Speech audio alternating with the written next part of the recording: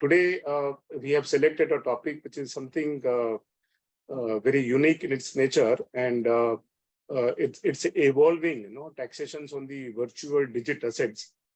So our finance minister Sitaraman has introduced this taxations in the last budget.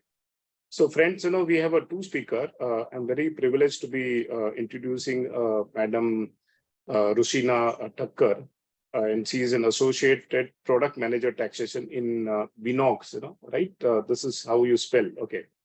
Now, she's working as an associate product manager in taxation, and she's also the company Binocs is in crypto tax compliance software, which is available for the user in India, US, UK, Australia, and South Africa. So welcome you, madam, to this programs. Probably we can also learn about your product also in this webinar, how it works. And we also have a Shailesh bhai. So Shailesh bhai, once he joins, probably I'll introduce him. Yeah. So and we also have a Nayan Handa. She's our partner in Delhi. She's very young, energetic. So she's going to be making a presentations on this taxation for the virtual digital assets. Of course, Mr. Bala is a very senior the company secretary from our CS professions, and having 4 decades of experience, worked in a multinational company, and he has an all-round experience. Yeah, Mr. Bala, over to you. Thank you. Good morning to all of you. I have a great pleasure in welcoming you all for this program on my own behalf and also on behalf of Mehta Mehta. The today topic is a new topic which is virtually being discussed in the recent past. But we may be thinking it is a very, very new topic and other thing and all for us today, because we have been hearing about it for the last 3-4 years. But when I have been working in the overseas way back in 2006 and 7, I came across this for the first time in the year 2008. I think you all will, many of you would recollect 2008 was the year when the financial crisis has actually erupted across the world all over. So that particular time, what happens is there are a lot of misconduct with the banks. There are intermediary people dealing with it. They are all behaving badly, etc. And all these things. That gave the rise to actually the cryptocurrency. 2008 was the first year when the cryptocurrency has actually erupted that time, then followed by NFTs, that is non-fungible tokens. Now the question is, when it's come to this product, I myself has to understand a lot of things. The question may be in your mind. First of all, are they legal tender? That is number one. Number two is, are they be termed as commodities? Are they be termed as consumer products? Or nothing, these are all termed as the payment instruments, or maybe something else. I do not have the answer for all these things today. But of course, the taxation aspect is spelled out in the budget 2022. But if you go back 1 year earlier in 2021, the same budget, when it was presented by Honorable Finance Minister, that has actually given a rise, rather the fear, I would say, that whether the crypto will be allowed in India or it will be banned in India. All those things were there in 1 year back. But 1 year later, things have changed. But the taxation aspect, spelling out what is digital, what is the digital, virtual digital assets, etc., how the taxation is going to be there, etc., that has been actually spelled out. The question actually comes, because that has come in the taxation aspect, whether we can say this itself is a regulation or it is regulated. Obviously, the answer is no. Because taxation is nothing to do with the regulation. Taxation is concerned only with the income which is received in your hand, taxability, because any income which is received in India, it is taxable whatever it is. So that is where it is. So just because the income tax is actually giving a taxation aspect, we cannot actually call it. Then coming to the legal tender, I do not know whether you are all aware, because many of you have been following up the things which is happening with the Reserve Bank of India. Reserve Bank of India from the year 2018 onwards have been issuing a various circular. Even they issued the circular way back in 2018 to the banks. withholding the banking services from virtual cryptocurrencies, virtual digital assets. That was in 2018. But somehow against that, people went to the courts, and our Supreme Court of India in the year 2020, they actually struck down that RBI circular which has been issued in the 2018. Then, as I told you, in 2021, uncertainty, whether it is regulated, whether it is banned, whether it is allowed. In 2022, things have actually changed. But at the same time, we cannot forget, India is one of the 10 countries who has actually adopted crypto. Rushina will know better on this because she is dealing on this product and all this thing. That her company is actually producing the taxation solutions, etc., and all this thing through the software technology. That is what the company in which she is actually associated with at Bangalore. So, question is again, when the matter was discussed in one of the Delhi Metropolitan Court, I think if I remember correctly, it was one of the cases Hitesh Bhatia versus Dr. Kumar Vivekanand, I think, if I'm not mistaken. I think the case was in the year 2021 in a Delhi Metropolitan Court. The question was actually dealt with whether crypto is actually a legal tender or otherwise. In that judgment, it has been actually spelled out. They said actually, the court has actually said, while the legal tender of the crypto is not a legal tender, crypto is not a legal tender, but at the same time, all the transactions which are arising out of the crypto have to be in compliance with the other applicable general laws, such as, FEMA, GST, and other things, etc. That is what it has been actually spelled out. So today, question, I do not know who is really a regulator. Do we have a regulator for NFTs or not? Because my question is, just because it is taxability, it is not the question of the regulation. There is a separate regulation as we have for many other products, which will be actually required. But one thing cannot be ruled out, because digital is actually taking off in the recent past, because everything is happening on digital.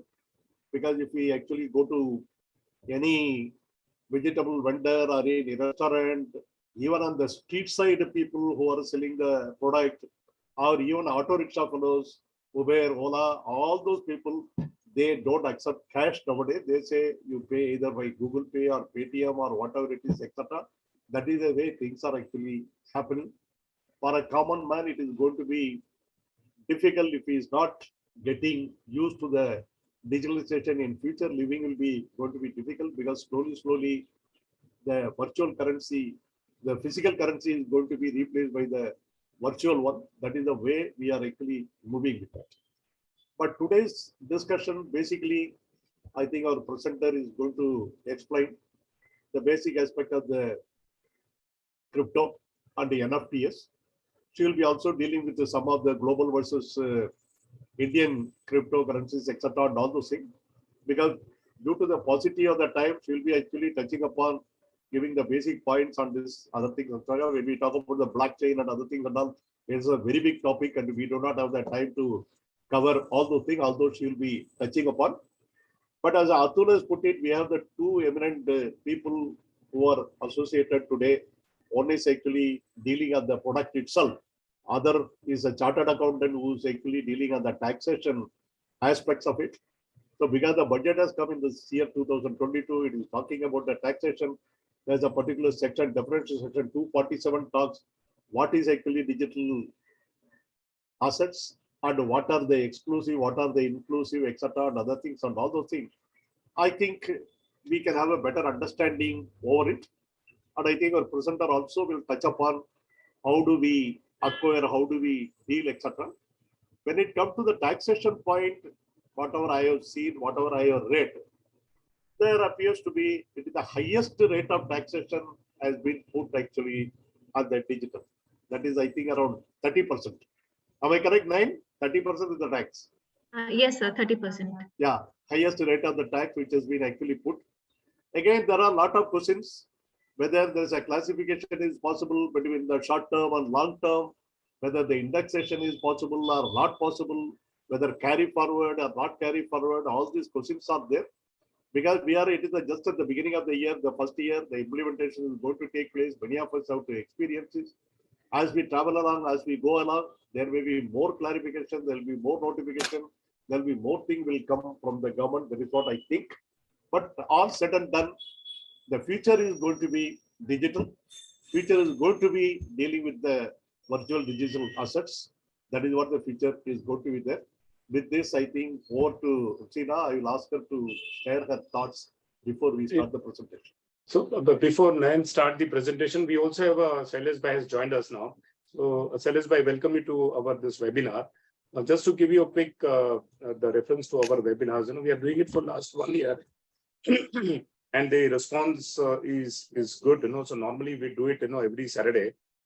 From 11 to 12:30, it's 1.5 hours. It's more of educative and more of interactive, So we have our own style of presenting where it is more of a question answer. So friends, about Shailesh Bhai, he's a partner in M.L.Sharma, and he specialized into tax litigations, and he has acted as a counsel in many of the cases. And he's consulting to many large corporate house in India. He's a regular writer in the Chamber of Commerce, and he's also a regular speaker in the Chamber of Commerce. He was a past president of a Rotary Club Mumbai, Gen X. So welcome you, Shailesh Bhai, to our programs. And yeah, so without taking much time, I'll request Nayan to start her. Thank you, Atul Bhai, for having me on the board today. It's been really a pleasure to join this new subject of taxation on virtual digital assets. I really look forward to listening from Nayan and her team and learning what is the actual cryptocurrency actually, because it's a learning for us as well. Yeah. Thank you. Thank you so much. And wherever needed, I will definitely put in my word. Thank you. Sure. Thank you, sir. Thank you. Thank you, Shailesh Bhai. Yeah, Nayan. Can upload your PPT? Yeah, sure. Sir, is it visible? Not yet. Yeah, now it is visible. Respected seniors, fellow speakers, and professional colleagues present in the webinar, a very good morning and a happy new year to all of you. You all are welcome to the webinar on taxation of virtual digital assets, and thank you for taking time out and being here today. Union Budget 2022 has been introduced as a blueprint to steer the Indian economy and foster the growth for the next few decades. Honorable Finance Minister has proposed significant proposals to give a holistic fillip to infrastructure development, capital expenditure, and a clear focus towards digital economy and the fintech.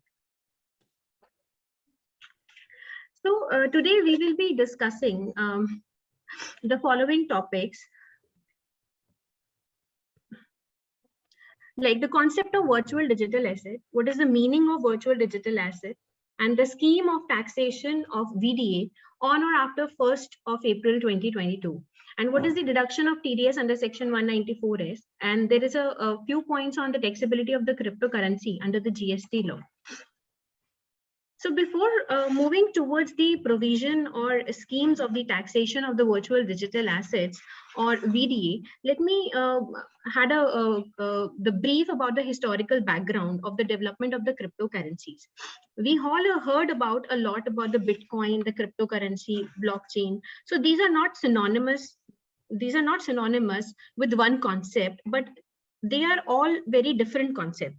So in the year 2008, an individual or a group writing under the name of Satoshi Nakamoto published a paper entitled Bitcoin, a peer-to-peer electronic cash system. This paper described a peer-to-peer version of electronic cash that would allow the online payment from one party to another without going through a financial institution. So Bitcoin was the first realization of this concept. And the author of the first paper, which is wanted to remain anonymous, and hence no one knows Satoshi Nakamoto to this day. A few months later, an open source program has been implementing the new protocol, which was released that begin with the Genesis block Genesis block coins. So anyone can install the open source program and become the part of the Bitcoin, the peer-to-peer network. As we can see, in 2008 only, the Bitcoin design paper, after the publishing of the Bitcoin paper, in 9th November 2008, Bitcoin project registered at sourceforge.in. And then on 3rd of January, the Genesis block was established. And on the 9th of January 2009, the Bitcoin version 1 was released and announced on the cryptography mailing list. And on 12th, the transaction block 170 was done from the Satoshi Nakamoto to hell filling. So imagine what is cryptocurrency is.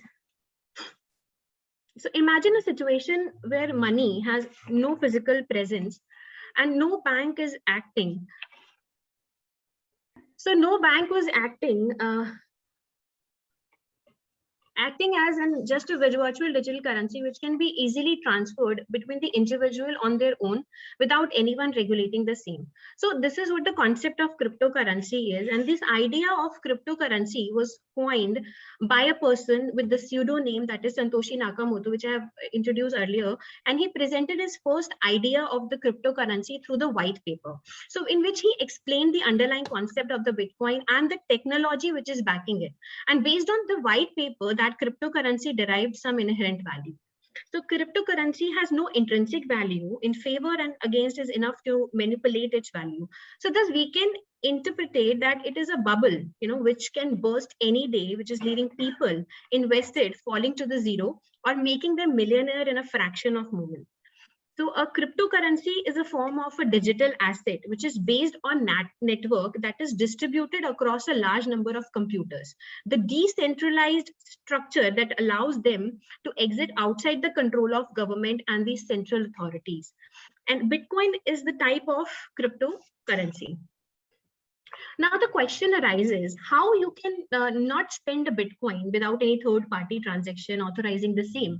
So the answer comes as the blockchain. Blockchain is essentially, it's a distributed database of records or a public ledger of all the transactions or digital events which have been executed and shared among the participants.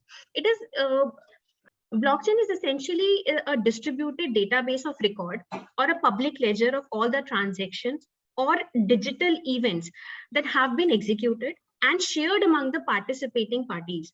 So each transaction in the public ledger is verified by the consensus of a majority of the participants which was there in the system. And the blockchains contain a certain and verifiable record of every single transaction which has ever made. And Bitcoin, the decentralized peer-to-peer digital currency, is the most popular example of these blockchain technology. Blockchain employs the cryptocurrency and algorithm methods to record and synchronizing this data which is across the network in an immutable manner. So why there is a need of blockchain technology? As we can see in the current digital economy, it is based on the specified trusted authorities, where every online transaction which is relied on someone. So we can say, if we have to send an email, if we talk about the service, email service provider, and they are telling us that our email has been delivered. So it can be a social network which is telling us that our posts have been shared only with our network. Or you can talk about, if you talk about the bank, they are telling us that our money has been transferred or it has been received. So the fact is, we rely on the third party of the for the security and the privacy of our digital asset. And these third-party sources, it can be hacked, it can be manipulated, it can be compromised. So this is where this blockchain technology comes to help us. So it helps verify an online transaction which is involving the digital assets without compromising the online transactions which is involving the digital asset, without compromising our privacy of the asset and the parties which are involved. And this distributed consensus and anonymity are two essential characteristics of the blockchain technology. And the digital currency could be controversial as it a multi-billion dollar global market of anonymous transactions without any government control. So, however, the underlying blockchain technology has worked flawlessly, and we found a wide range of applications in both the financial and non-financial world. In cryptocurrency, all the information which is related to the transaction is captured securely by using the algorithm protected cryptographically, and this data is stored and verified across the entire network of the computer. So in other words, instead of having a centralized database of the third party, such as a banks, which is certifying the transaction which is taking place, and Bitcoin uses this blockchain technology across the centralized network of computers to securely verify, confirm, and record each transaction. Since data is stored in a decentralized manner across the wide network, so there is no single point of failure. And this makes this blockchain more secure and less prone to fraud, and which is tempering our general system failure than keeping them in a single centralized location. So here we can see how this cryptocurrency works. If someone wants to someone request for a transaction, so this the request transaction is broadcasted to the network, which is consisting of a computer which is known as nodes, and the network of these nodes validate the user status using the non-algorithms, and the new block in this added to the existing blockchain in the way that is permanent and unalterable, and then the transaction got complete. So if we talk about the cryptocurrency, this is the medium of exchange and which is created and stored electronically in the blockchain. So using encryption techniques and to control the creation of monetary units and to verify the transfer of funds, Bitcoin is the best known example of and it has no intrinsic value. It has no physical form, which exists only in the network. So so this Bitcoin, satisfy, how does it work? Like, it comes in my passbook or somewhere, it reflects in the statements. How does it work? Like, in a demat of shares, if I'm buying something, so it reflects in my accounts. So in case of a cryptocurrency, if I buy from the market or from the, wherever, so how does it, where does it reflect? So whatever I understand, my little understanding is if you go back to the previous slide. Yeah. So all these nodes which are working, so let's understand that why it is less prone to fraud first. Assuming that this entire blockchain technology is working and the data is stored on a decentralized manner. So what is a decentralized manner is basically you are putting a value to your data, the bank transaction or whatever, or your purchase transactions, or your data is in respect of your computer servers, etc., whatever is there, and it's putting a value to it.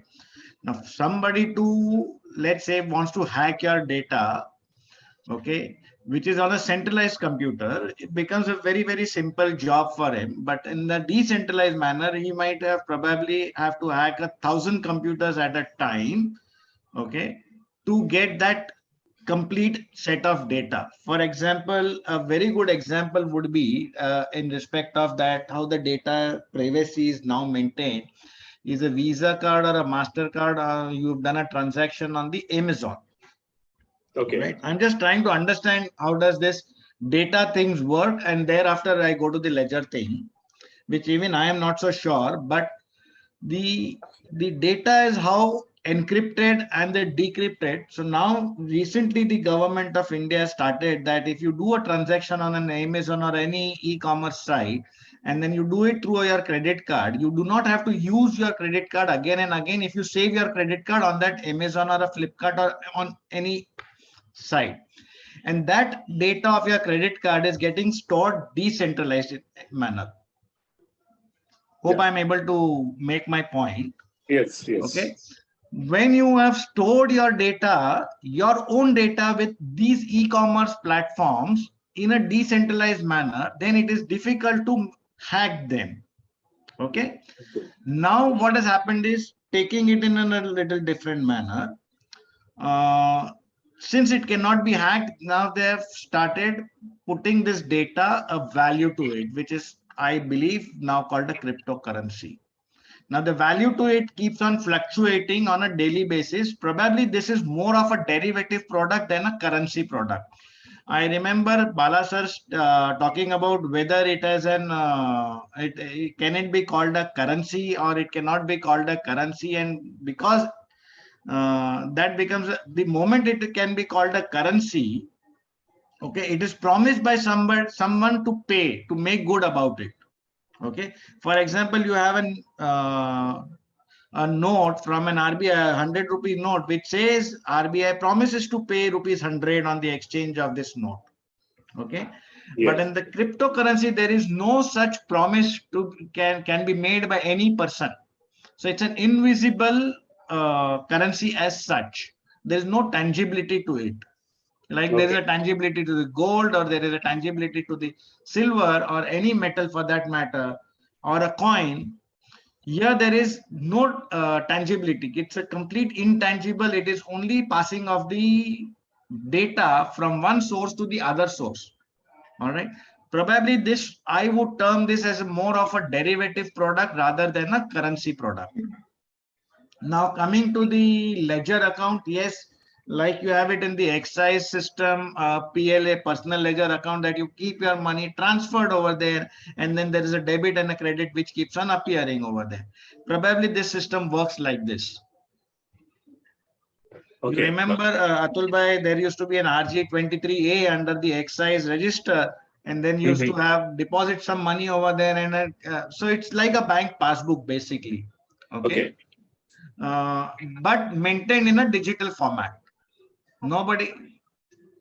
So that's my understanding of this whole cryptocurrency, that the data is there, which is put a value to it.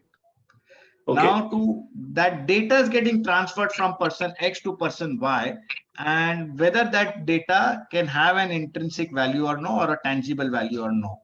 Now it is getting exchanged for rupee or a dollar or a euro. So therefore, there is certainly some kind of value which has been put in a speculation.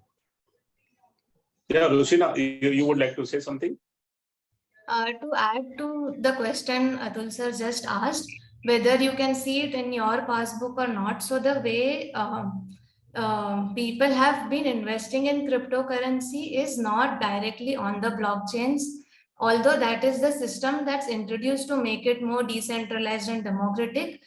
We are still in the transitioning phase where not many of us understand how to actually, buy something on a blockchain. If I can buy Ethereum on a blockchain, how can I directly do it? So in that transitioning phase, a lot of exchanges have come up. If you have heard of names like WazirX or CoinSwitch or Binance. So these are all, again, third parties which are holding our custody. And that's why, again, we are still in the system where a third party is acting on behalf of individuals' money and holding custody, especially without any regulations like SEBI governing it. So currently, in this phase, it's very one can definitely see transactions happening in, like, if we see a bank account, there may be transactions going to an exchange like WazirX, and over there one may buy certain cryptocurrencies, and they will act as an exchange. But it is also possible to do it in a more decentralized manner directly through various blockchains like Bitcoin and Ethereum. And there are different ways of doing it, which may be slightly more complex for an individual to maybe get started with to invest. So what I would also like to add to what Rushina said. So there are two concepts under the cryptos. One is the miner and one is the exchange. All right. The miners do not get into the exchange directly. So there is an indirect way where so there is, let's say, for example, I want to buy a Bitcoin or any crypto for that matter. What I will do is I'll go to this crypto exchange, open my wallet, make a transaction, make a payment, and buy a crypto. and therefore it would get credited to my account to that. And till that extent, it will appear in my wallet as an whatever the crypto that I have bought into. However, the miners, it is little different. The miners have to mine this data and create a crypto, which once they create the crypto, then they park it in their wallet. This is my understanding of that thing. Okay, so till the time it is the crypto is not mined, okay, it is not created, and therefore it will not automatically come into your. So a buyer is a completely different and a miner is completely different. For miner, he has to mine it and then bring it to his stock. Definitely. All these yes. exchanges do not mine it, they only trade, they allow a facility to trade in it. Atul is also one pertinent question. He said, when we deal in the share, etc., it comes into my demat account. When I do the banking transaction, it comes into my passbook. Where do I see? That is what he asked the question. Now, actually, I do not know. You know to answer both of you, because I also read or heard that is there is something like, whenever the something called the cold storage or something like that. That is what I actually heard.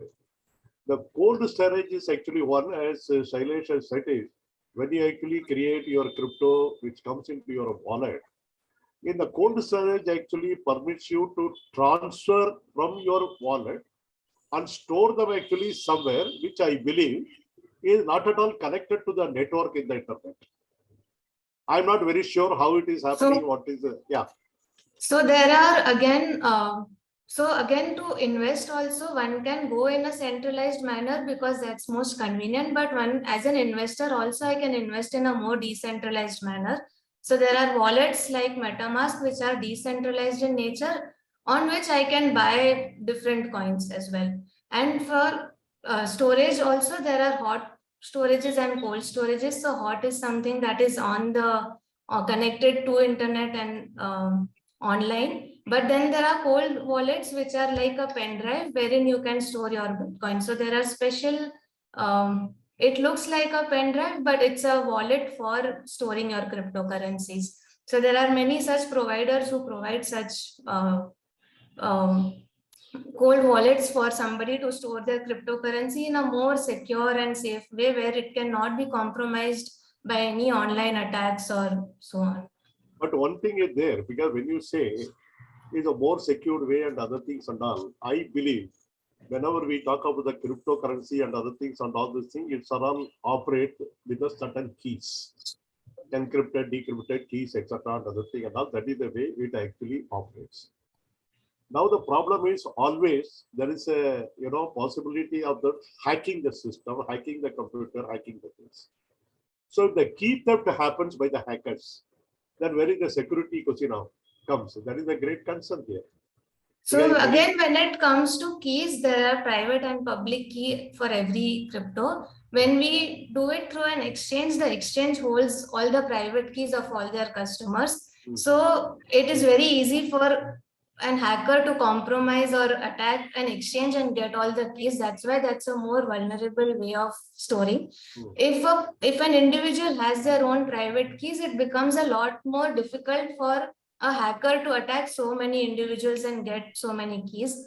Also, a very this is a norm in the entire crypto world that a private key shouldn't be stored on your computer. It should be stored in a more physical format, probably in a bank locker wherein nobody can really attack it in mass. So private keys are actually always stored in a more physical format in probably a notebook, which is kept very safely, securely at home. So that's how people who hold a lot of crypto store their private keys. So, we have a depository which takes care of those, all those shares and all. Something very similar, you also have agencies like those depositories like NSDL, CDSL. So currently there are a lot of exchanges and they have their own custodians. Okay. Every exchange will have their own custody wallets where they will store it. And recently, only in the last month, there was a very big scam with an exchange called FTX, which was the second largest in the US, wherein their custody was not done in a very secure manner because it's not regulated. So they had used that the investors' money to further lend to somebody else, and those got bad loans, and then they couldn't repay their actual investors the custody money, which was actually not so. If we see in other like in share market, whatever is held as a custody, the exchange does not use that money for anything else. It's a custody of our shares or our money. But such kind of regulations are not there in the crypto world. So the exchanges are very free to use the money as their on their own will. If it's, and that's why regulations need to come in place so that investors' money is more secure, and that probably investors can even take a look at something like this. Atul, if I Yeah. understand correctly, between the public keys and the private keys, to put it, in the simple understanding, probably public key is the one which is like our email address. Your email address, my email address, Rushina's email address, it's all known to everybody. So public key is the one like a email address. But Okay. when it comes to the private key, it is like a password what you have created to open your email. So that is where the security comes in. That is why many times, we also have frequently change the password, secured, etc., and other things and all those things. Mhm. So here, once your password is made known to the other party, then you are actually in. I think Okay. similar concept in this also will be when she talks about the public key and the private key. So that is what she's also talking, the private keys is to be stored in a separate place, in the secured place, etc., and other things and all, in order to not, have the fraud connected or hackers, etc., and other things else happening. But all said and done, our system is so much equipped, anything can happen. We have to live with the situation, but there will be more regulation, etc. Because you see, very recently we have been seeing many places, you are also aware, many people are also, yesterday also we were talking, frauds are taking place in such a way by using the name of, government agencies. Suddenly you get a SMS or something like that saying that, you update your KYC, otherwise your bank account will be stopped, your ATM debit card will not work, and this and that, get in connected with this, share that link, etc. Once you do that, everything is hacked. Similarly, in MSDN, some message comes, tonight at 12 o'clock, your power will be disconnected unless you do this, etc. We all fall prey in that. There are many people are like that. So I think probably precautions is also required, and we'll have to live with the situation. That's what I think. Okay. Yeah. Okay. So Nayan, I think we can continue. So we can see in this example, like if Mr. A wants to, Mr. B wants to buy 5 Bitcoins. So the message is sent to the Bitcoin network in a very encrypted format. So the Bitcoin network requires a unique signature on each message so that the true owner can be identified. And this happens through the hash cryptography, and when anyone can become the part of this network, and they are called as miners. So these miners will mine the Bitcoin, and till date, tentatively, there are 19 billion Bitcoins have been mined. So they have the power of the CPU to solve the encrypted transactions and post it to the public ledger. Now we talk about the virtual digital asset. What is virtual asset and what is virtual digital asset? A virtual asset is a digital representation of an item which has a value in a specific environment. And this medium of exchange or a property can be digitally traded, transferred, or used for payment or investment purposes. So the most common example of virtual asset like Bitcoin, Litecoin, Ethereum, Dogecoin, gaming tokens, NFT, etc. And this a virtual digital asset is any information, code, number, or a token which is generated through cryptographic procedures or otherwise by whatever name it is called. This provides a digital representation of a value which is exchanged with or without consideration, with the promise or a representation that it has an inherent value or that it serves as a store of value or a unit of account. So this definition is also includes its use in any financial transaction. So there are type of virtual digital assets. We can classify this virtual digital asset on the basis of their function. And this list this list can be as much as long as it, it's since evolving, and there is no fixed type which is given to the VDAs due to their involving and the continuous dynamism is the underlying technology which is called a blockchain. So it's still evolving. So we are discussing here only few types on the basis of their function. If we talk about the payment tokens, the payment tokens represent the purest form of cryptocurrencies. They are serving as a medium of inherent value, which is similar to establish the fiat currencies, and they are not considered security, but they are the means of payment. Some of the most popular cryptocurrencies are actually the payment tokens. So these in like Bitcoin, this Ethereum, these are actually a payment tokens, and many more cryptocurrency which are built on their own blockchain and serves the medium means of payment. And next is property token. These represents the right in an immovable property or a movable property. The real estate tokenization, which converts the value of real estate into the token, which is stored on a blockchain, enabling the digital ownership and the transfer. So this divisible token each present a fractional share of ownership, which is taken that real estate. So real estate tokens are kind of similar to the non-fungible tokens, and which are non-interchangeable and units of data which is stored on a blockchain, and that can be sold or traded. So with the exception that the real estate tokens are generally tied to the value of the physical asset. And this real estate tokens can also be differentiated from the REITs, that is real estate investment funds, trust, sorry. And since they allow for a specific investment, which is liked to be a particular real property. So whereas REITs concern typically facilitate the investment into the pool of various real estate assets. And then comes the utility token. The utility token facilitates the exchange of or access to the specific goods on the services. And the utility token is a crypto which is that serves some use case and within a specified ecosystem.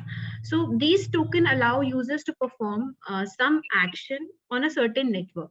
So this utility token is unique to its ecosystem, that is Brave's basic attention token, that is BAT, for example. It can be used to tip content creators through browser or through any other application that have integrated the wallets with them, like Twitter. And BAT has no other use beyond the speculating on its value. So the same can be said of any utility token. And utility tokens are not mineable cryptocurrencies.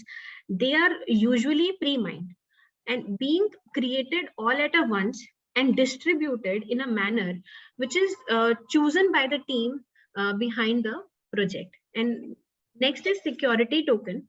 Security tokens are digital asset that represent the transferred ownership or asset value to the blockchain token. So a security token is created using the tokenization, which are where the investment criteria is created, and the investment criteria are selected. So the information is entered into the blockchain, which can create a token. So security tokens are not yet available to the retail investors, but many institutions are working to develop and offer them. So the Securities and Exchange Commission must approve the security tokens. Okay. And how we can invest in the VDA. So there are several platforms which are which help you to invest in the VDA. Some of them are like Coinbase and CoinDCX. There is Virgirex and this OpenSea. So these are available to invest in the VDAs. Now we will discuss about the important taxonomy which is covered under the VDA by the Finance Act 2022. So there is a crypto asset, distribution ledger technology, blockchain, non-fungible NFT, non-fungible tokens. So what is the meaning of virtual digital asset under the Finance Act? Under section 2, subsection 47E, it means any information or code or a number or either a token, which is not being Indian currency or a foreign currency, which is defined under the FEMA Act, which is generated through cryptographic means or otherwise. So whatever name called is providing a digital representation of a value which is exchanged with or without consideration, with the promise or representations of having the inherent value, or a function as a store of value or a unit of account which includes its use in any financial transaction or investment. But this is not limited to the investment schemes, and it can be transferred, it can be stored, and it can be traded electronically. The part B said the non-fungible token or any other token which is of a similar nature by whatever the name called. And third part is any other digital asset which is going to be notified by the central government in the official gazette specifically. So provided that central government may by notification in the official gazette exclude any digital asset from the definition of VDA subject to such condition as may be specified there. Explanation for this purpose, we can talk like non-fungible token means that digital asset which is going to be specified by the central government, which is not yet specifically given, and the expression currency, the foreign currency and the Indian currency, they have the same meaning which is respectively assigned to them in the FEMA Act. And this above definition is very has an exhaustive meaning of the term, that is virtual digital assets, and it covers 3 classes of the VDA. The part 1 covers the information, code, or a number, or a token, which is generated through cryptographic means. And the second covers the non-fungible token and any other digital asset which is going to be notified by the government. So here we can see there are a few things which is covered under the virtual digital assets definition under the Finance Act, and these are information, again the NFT and other digital asset. And what is not included in the VDA is the Indian currency defined under FEMA Act, the CBDC, the central bank digital currency, and foreign currency, which is again defined under the FEMA Act, and notified digital assets. The government can anytime notify, and it can remove any digital asset, virtual digital assets from the definition, or they can include anytime in the future by making the notification. Yeah. One thing I want to ask you, when you talk about the Coinbase, I think the Coinbase is not the Indian operated company, it is the overseas operated company, correct? Yes. Yeah. Suppose I want to buy a Bitcoin from the Coinbase or something like that. Probably I would presume there would be probably, what we call registering myself with a Coinbase. You're sort of creating a account, maybe whatever the name it is called, maybe Coinbase account or my account or whatever it is, that will be good. So in such a case, will they also undertake, identify who I am, what are the documents, what is the things, etc. Like, taxation, PAN card, Aadhaar card, etc. and other thing and all, it will be asked by them, it will be processed, and I will be allotted an account, etc. or something like that. So Coinbase and Binance, they do the KYC procedure there, and they ask for usually passport of the individual while registering. So but with regards to tax, there is like no clarity as to where it should be taxed, how it should be taxed. Like they don't take that kind of, don't provide any information in that regard. And again, is there any specific payment method is there if I want to buy a coin on the Coinbase? Usually one can use credit card, debit card. If the debit card is allowed for foreign transactions, then you can convert it into USD and deposit USD in the wallet first. And then from that USD, you can buy other tokens. Internet transaction will be allowed, bank account using? Most bank accounts in India allow foreign, you can buy it on foreign platforms. So most credit cards give that ability to buy. Credit card is okay, I understand, but the only thing I am talking about is the banking, because as I was telling you in the beginning, in the year 18, the Reserve Bank is actually issued instruction to the various banks, etc. and all those things, the decision in dealing with the VDAs, etc. and other thing, and also in the light of that, whether the banking transfer will be permitted or not, whether the banks are equipped, how is the private bank and the government controlled bank, etc. I'm not very sure about it. This is a doubt actually I have. And again, once you buy from the, so okay, let us say if we create a Coinbase, if we create an account, if I acquire the assets, how the trading take place. Now today we are having the platform for the security. The actual stock exchange and the Bombay stock exchange, the trading take place online.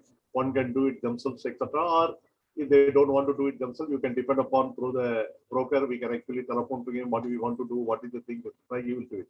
How the trading works actually here for the individual people. So my understanding is that platforms like these act in a dual role. They are also the exchanges, like how NSE and BSE are, and they also act as a broker for anybody to make transactions. These So are all being the foreign agencies in India who regulates them. nobody. Nobody. If nobody regulates, tomorrow something goes wrong, to whom I approach for my compliance or redressal, etc. and other things. And exactly that has happened with anybody. So similar to Coinbase, there was an exchange called FTX and that went bankrupt only I in the know. last month. And then there is Having that in mind only, I'm asking this question to you. Exactly. So there is no organization or no regulatory body one can approach to for such. So that means what? That means today nothing is actually regulated, and the investors are actually taken for a ride, and we lose the money. We have no mechanism to get it returned. Correct? Absolutely. No. I slightly, I don't know. I mean, Shailesh, but do you agree with the statement what Mr. Bala said? So this cryptocurrency has not been regulated. I think somewhere the finance minister has tried to regulate, somewhere. Obviously, they are trying to regulate it. They are trying to regulate. It is not regulated. Please understand. Because finance minister talked only about the taxability. Taxation rule does not give any recognition under the regulation. There has to be a separate regulation like FEMA, GST, etc. Regulation has to come for regulating, and the Income Tax Act is not the regulator. Income tax is only a tax collector. So Mr. Bala, I can see Shailesh by face because he's smiling. So if it is not regulated, more disputes and the more money for the lawyers. If I have to add something to this, my knowledge is very, very limited on this. But however, so what Mr. Bala said is in 2018, yes, the banks were given an instruction by the RBI to not allow the currencies to the banks to use their platform to buy or sell the cryptocurrencies. That order was struck down by the Supreme Court in the year 2021. Correct. I was just coming to that. Yeah. That order has been struck down by the Supreme Court that the RBI cannot give this executive or the administrative instructions because for whatever reasons. And therefore, now the banks generally are allowed to the question here is bank may allow, bank may not allow. That is so sir, that is the call that they have to take internally, but legally, as on the date, there is no bar on under the RBI Regulation Act or any other act, Banking Regulation Act, that one cannot use their currency, the rupee, to buy any cryptocurrency for that matter or any token. My question would have been a little different going into the definition, okay, where it says that the currency is been out of the definition. Okay, the currency, Indian currency or a foreign currency is out of the definition of a virtual digital asset.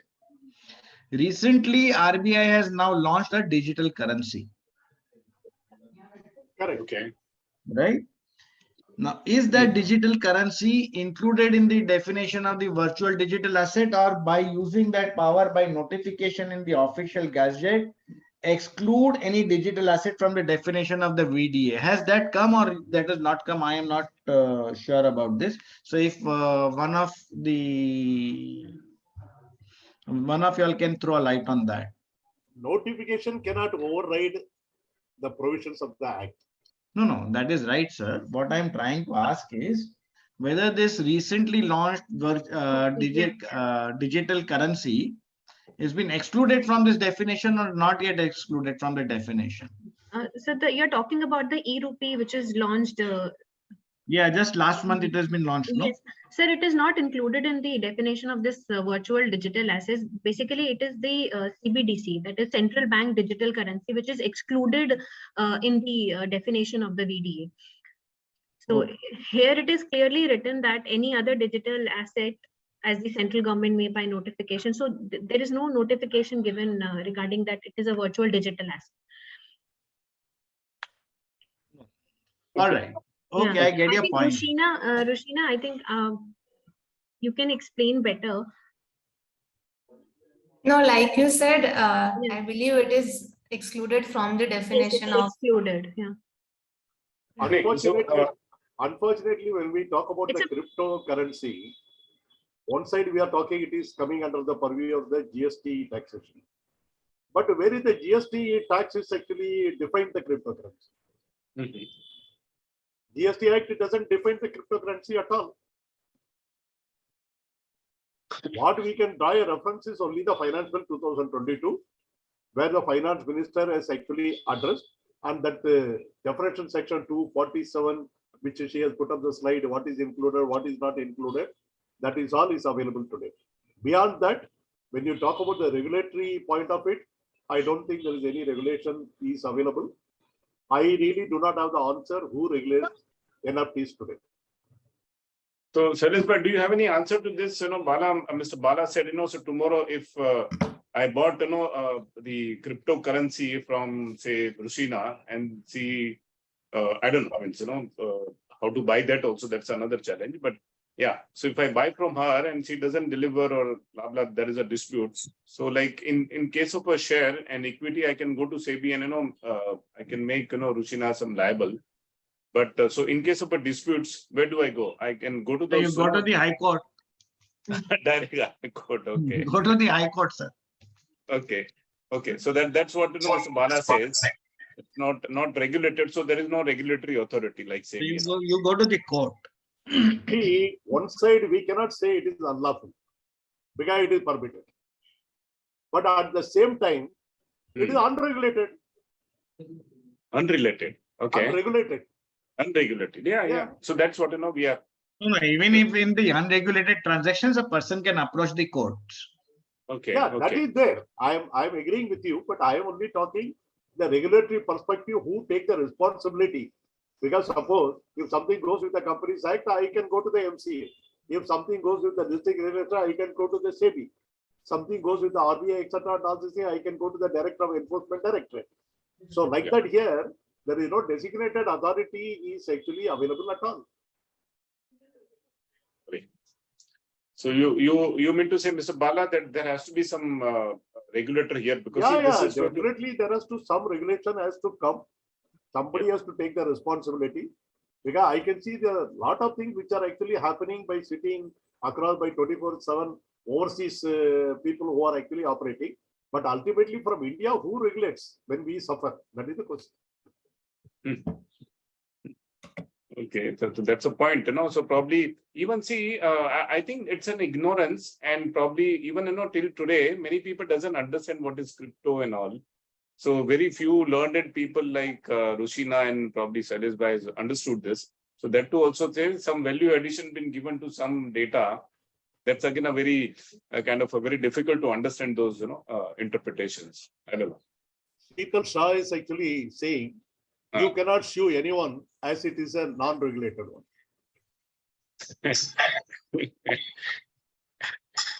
Sir, actually, you can sue because there is a contract between you and the seller through the exchange, and therefore under the Contract Act, you would be able to sue that person in the court.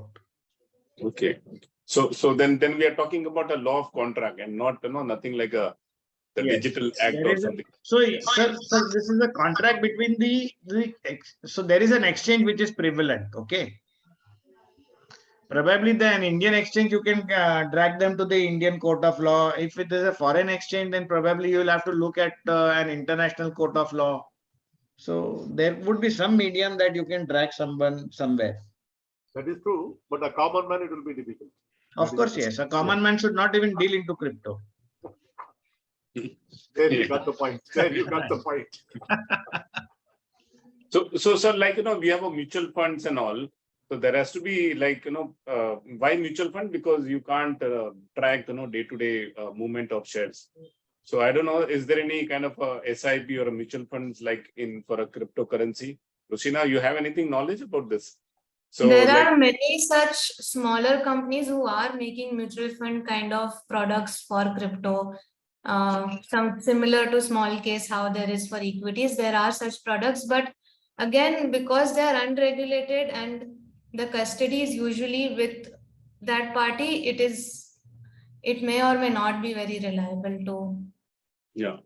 So probably we need to have some kind of a basic presentations about how cryptos works, probably. Yeah. Okay. So yeah, Nayan, probably you want to take some questions, Mr. Bala? I think there is one more which has actually come. I think same Sheetal is actually saying there is a famous saying, only invest that amount in crypto which you are ready to lose. Anyway, I want us to take a call. That's all I can say, because it's all, more of a risk rather than what can happen. Yeah. Just then you can, then you can proceed. Yeah. So as we have seen there in the definition of the VDA, so what is included and what is not included, and we already talked about the information code token, which is generated through the cryptographic means, and now we are talking about what is non-fungible token is. Non-fungible token. Fungible, first of all, we will understand what is the meaning of fungible. Basically here, fungible means which is something capable of the substitution. So fungibility is a property of a good or a commodity that make it replaceable by the another identical item. For example, trade one cryptocurrency for another or a fiat currency, and you will have a precisely the same value for that. And what is the meaning of non-fungible? That means that is very unique, which cannot be replaceable with something else. So NFTs are associated with the digital files like photos, videos, and audios. As token is uniquely identifiable, NFTs are differ from the blockchain technology.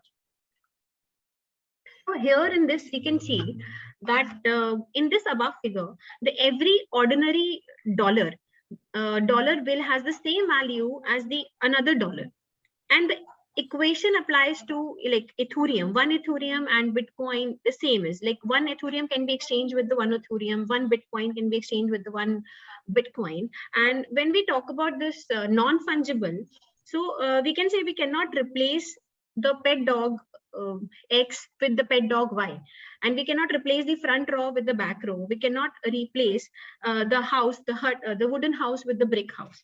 So this is non-fungible. And here we can also see that fungible means replaceable, exchangeable, and identifiable. As 20 rupee note can be exchanged with the other currency which has the same value, 20 rupees, but that can be in another like notes like 10 rupees. We can exchange for 120 rupee note with 10 rupee note. We can exchange 20 rupee note with 5 rupee coin as well, but that value remains the same. It can be replaceable, exchangeable, and identifiable with the same value. And here we can see the non-fungible means which cannot be replaceable, which cannot be exchangeable, and which is unique. Only the copies are available in the entire world. So with the NFT, the creator used blockchain to turn the virtual commodities into one of a kind. The forgery proof, collection items, and a digital certificate of authenticity. So this gives the work of value that no one can replicate the content which is that they can match. So the word non-fungible means we can say it is unique. The new characteristics, the catchphrase in the media environment is crypto art.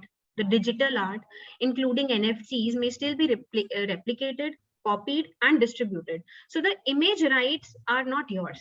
One thing about the NFT can be copied, the work's ownership.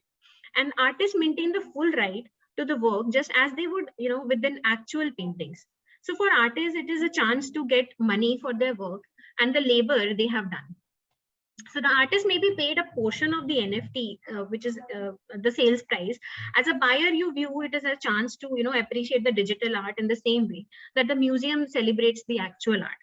And in any case, it is a long-term investment that should pay off eventually. And so like traditional art, crypto items may be purchased and perhaps they can be financially resold, or perhaps they cannot.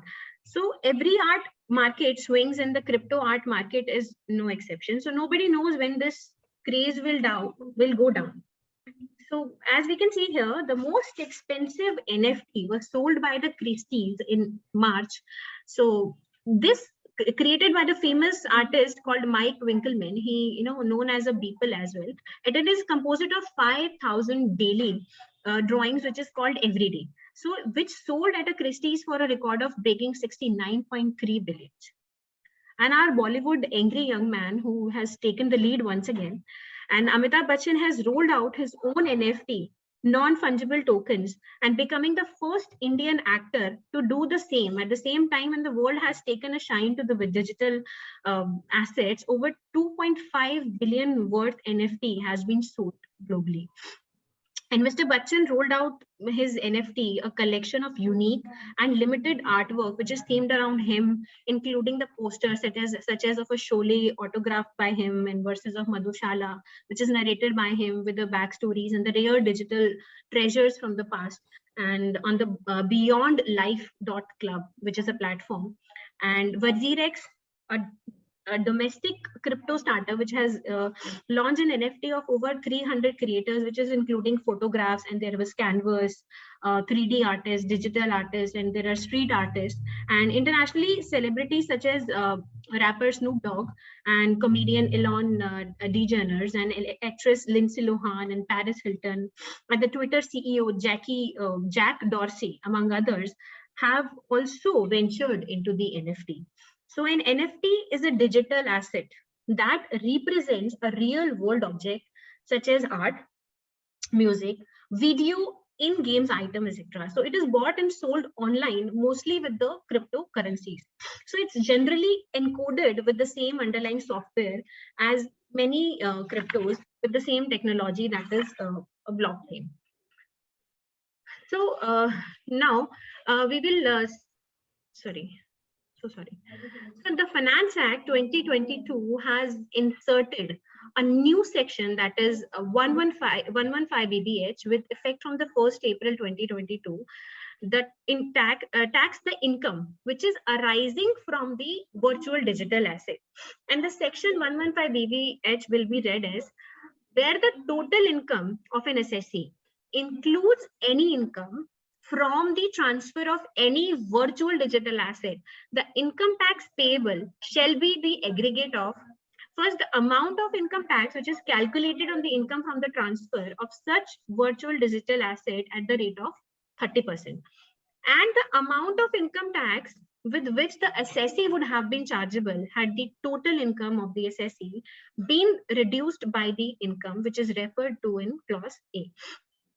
So notwithstanding anything contained in any other provision of this act, no deduction, here we can focus on that, no deduction in respect of any expenditure other than the cost of acquisition or allowances or set off or any loss shall be allowed to the assessee under any provision of this act is computing the income which is referred to in clause A of subsection 1.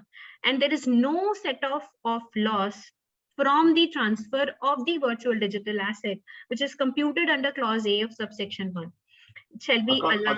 According to me, when you talk about section 1115B, yeah, in this particular case, I think by going through the section, there will be only a limited deduction towards the cost of acquisition only will be there. Yes, only the cost of acquisition. Nothing beyond will be there. No deduction will be allowed. Yeah. And the only thing is, I have one doubt here. I think I'll ask Shailesh whether this VDA income can hit the section 68, whether it can be taken under the purview of section 68. Because it is unregulated source of income which is actually coming, though it is not prohibited, whether it can be hit by the section 68 of the Income Tax Act. So first of all, whether it can be covered under section 68 or no. So if it is there credited in the books of accounts, so what section 68 talks about is cash credits, whether if it is credited in the books of accounts And if you are able to explain the source of your investment, definitely it cannot hit Section 68. I also presume so, because it is a known source of the income, because Yeah, if it because it is unknown, unregulated, because it is 68 unregulated, it is different. yeah, Okay. Regulated or unregulated may not have a bearing on Section 68, but correct. the I agree with you, because Section 68 talk explained and unexplained. So, correct. so long as it is actually, you are saying that it has come from the VDA income, it is so long as explained, probably I also would presume it Yes. will not be get hit by 68. But as I was telling you earlier, it is just because the income tax recognizes at 30% taxation, that does not give the legal recognition, though it is not prohibited. If it gets into Section 68, then the rate of tax is 60% and not 30% in Yeah, that I know. case. It will not probably hit because it is being explained here. If you are able to explain it, I don't think we should get under Section 68 at all. Correct. Yeah. I also will presume that only. Yeah. Please continue. So as no deduction in respect of any expenditure rather than the cost of acquisition is allowed, and there is no set-off or a loss from the transfer of the virtual digital asset, which is computed under Clause A, shall against the income computed under any other provision of this act to the assessee, and such loss shall not be allowed to be carried forward also to succeeding assessment year. So, which is there are some parameters which is laid down. Any other digital asset as a central government may by notification in the official gazette may specify. So, provided that central government may by notification in the official gazette exclude any digital asset from the definition of the VDE, which shall exclude from the definition of the virtual digital asset. So as per notification number 74 of 2022, dated 30th 6 2022, the central government hereby notifies that there are some following digital assets which shall be excluded from the definition of the VDA, like gift cards, vouchers, being a record that may be used to obtain a goods or services or a discount on goods or services. And there are some mileage points, reward points, loyalty card, being a record given without direct monetary consideration under an award, reward, benefit, loyalty, incentive, rebate, or a promotional program that may be used or redeemed only to obtain the goods or services or a discount on goods or services, and subscription to websites or a platforms or applications. So mind you, Nayan, may I just take a halt here? Yeah. So all these items which you have stated, particularly point number 2, okay, they could be treated as an income under Section 56, income from other sources, even if they are not treated as a digital asset for the purpose of 247A and read with Section 115BBH. So now there are some direct tax implication. If we talk about the nature of virtual digital asset, what was there before the union budget? So before the union budget, if taxpayer was trading in the VDA as a stock in trade, the income was categorized as a business income before the Finance Act, the union budget. So if the taxpayer is holding that VDA as an investment, then the capital gain which was arising from the transfer of virtual digital asset may be treated as a capital gain. And their further classification was into the long term, and the short-term gains would depend upon the period of holding of such assets. So if the virtual assets were held more than 36 months from the date of purchase, so it will be considered a long-term capital asset, otherwise a short-term capital asset. It is before the union budget 2022. So post-budget, as per Section 115 BBH, the income which is arising from the transfer of VDA, that shall be taxed at the rate of 30% plus applicable surcharges. So further, there are no deductions allowed apart from the cost of acquisition, and the tax shall be charged irrespective of the income is below the threshold limit or assessee has sustained losses. So now the question comes, is the regime which is similar to the taxation of winning from the gains? So yes, this is similar to the rate of tax regime that currently exists with respect to the taxation of the winning from game under Section 115 BBH at the rate of 30%. So prior to this regime, it was possible to categorize these transactions as either trading income, or that was claim expenses, or claim long-term capital gain at the rate of 20%, which was based on the fact what was the case is. So the income which is income from VDA shall be taxable under section 115 BBH only if it arises on the transfer of VDA. The word transfer is defined under section 2 subsection 47 of the Act in relation to the capital asset. As VDA can be held as a trading asset or a capital asset, it could be argued that section 115 BBH would apply in the case of transfer of VDA held as a capital asset. So to provide any controversy on this aspect, subsection 3 of section 115 BBH provides that the definition of transfer shall apply to any VDA, whether capital asset or not. And the transfer has been defined under section 2 subsection 47 in an exclusive manner. So this means that transfer shall be deemed to include all the transactions which is prescribed below besides what is otherwise understood in a common parlance. So the transfer by way of sale, by way of exchange, by relinquishment, by extinguishment of the rights, by compulsory acquisition, and by way of conversion of stocks in trade. So below are the transactions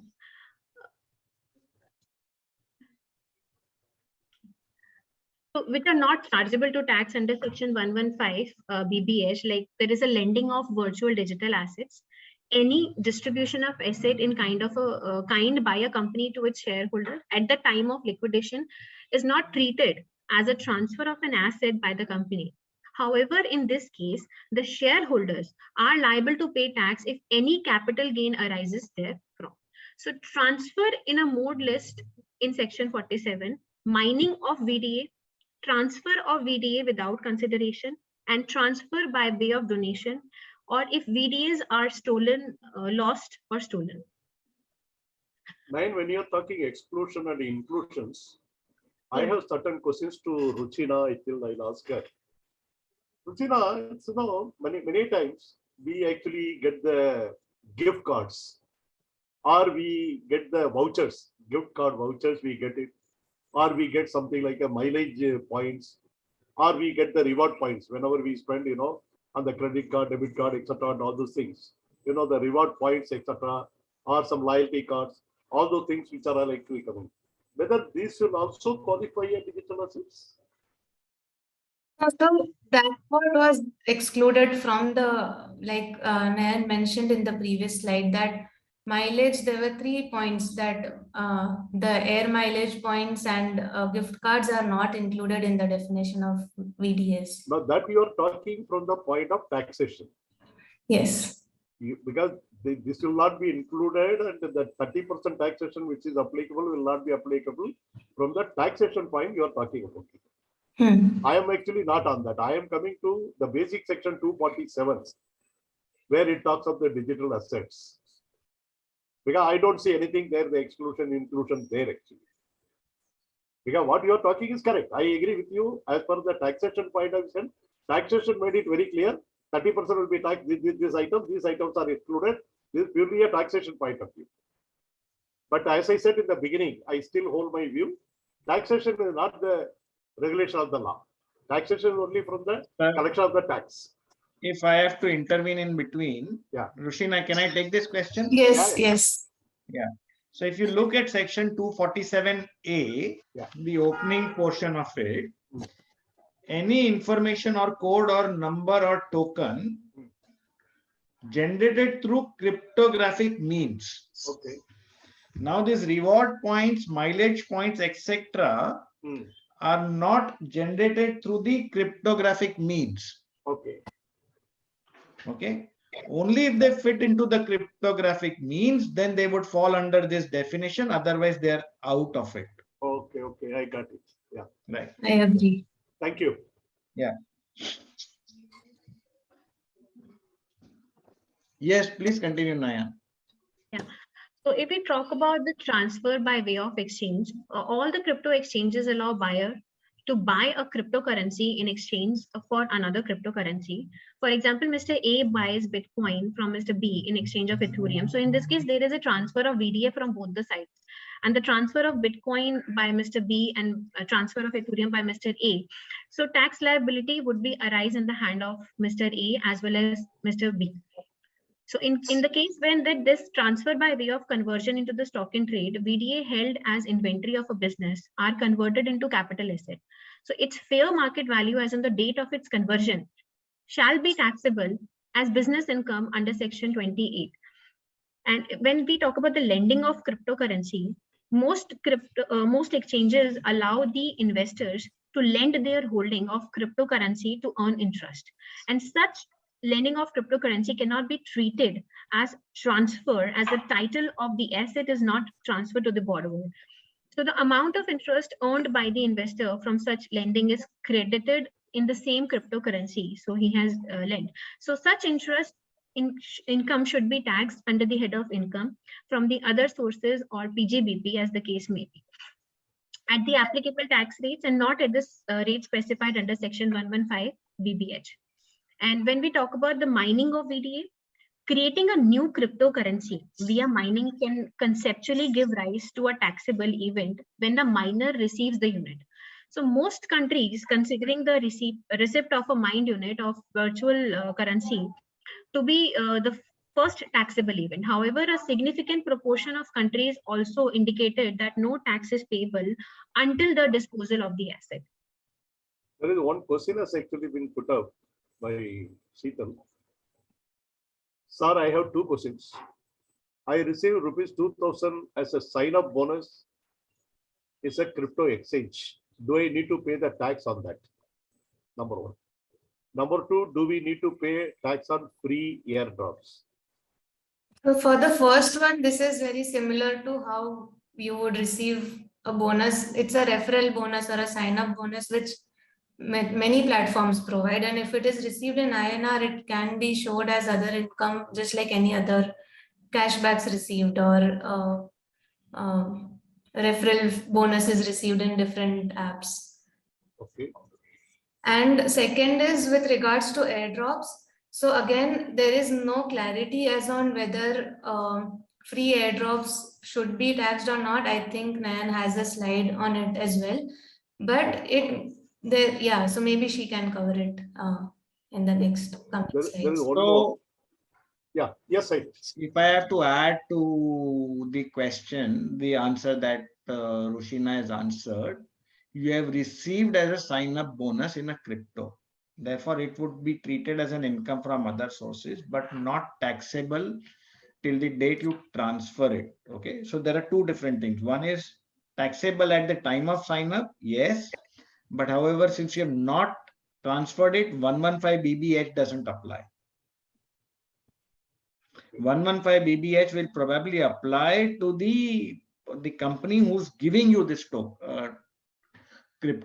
as a bonus. There is one more question has come. Do we need to pay tax on free airdrops? Probably I need to understand what is free airdrops, and then I can take that question.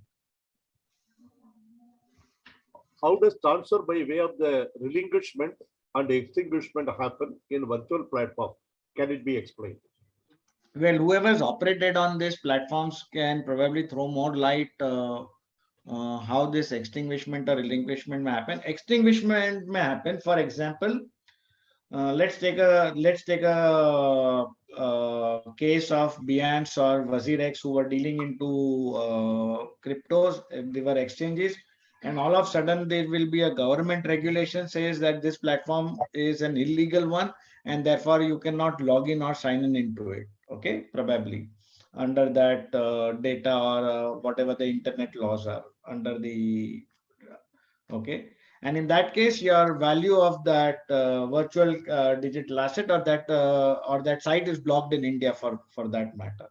If the site is blocked into that matter, the crypto which is lying into that particular exchange, you will not be able to log in, and therefore you will not be able to sell it.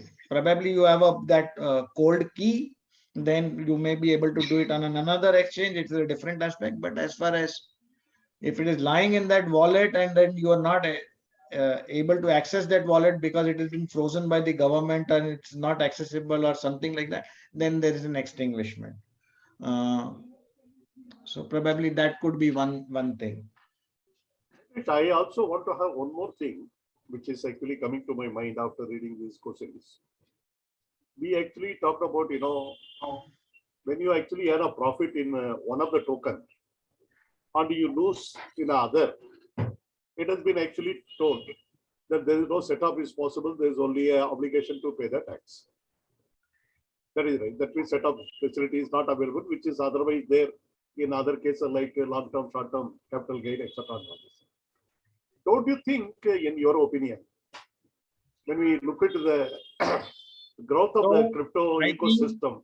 I think Nayan has a slide on this particular issue, but however, since you have raised this question, if I have to answer it, in my opinion, the setup of the currency in one of the cryptocurrency, if you have suffered a loss, will be available to set up, will be available for set off in a profit from another cryptocurrency, or even in the same currency. For example, I have done a Bitcoin today and I have done a Bitcoin tomorrow trading, and there is a loss on day one and a profit on a day two. It will surely be available for that particular point. What 115 BBH is trying to say in respect of the setup of the loss is in respect of that. For example, you have a loss from a crypto during the year under a net mechanism. Okay. And you have an income from other sources, whether you will be able to set off this loss from crypto transactions against the income from other sources or your business transaction. And in that, in my opinion, that would be a no.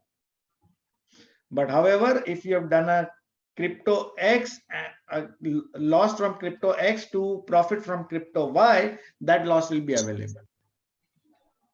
Here someone is actually sharing.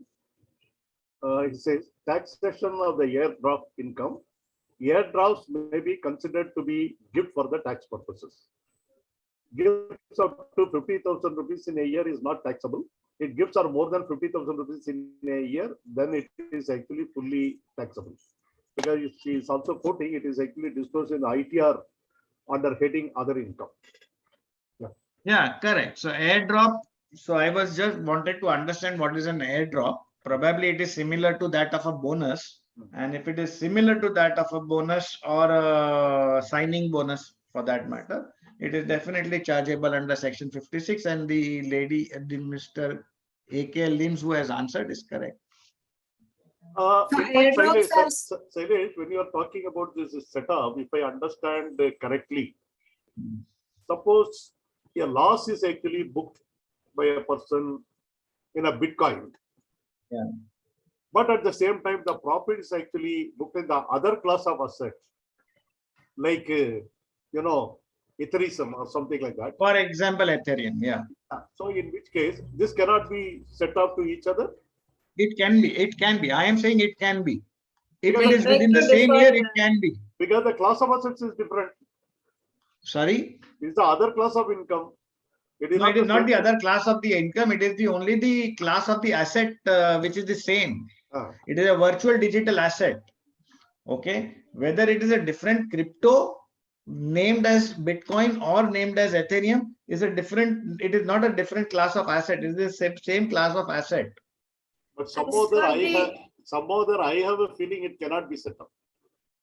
So that is what is mentioned in the circular number 23, yeah, wherein it says specifically it cannot be set off. However, as Shailesh sir mentioned that it is not a part of the act or amendment made in the act. Circular is only beneficial for the department and not for the SSE. It is not even binding on the courts.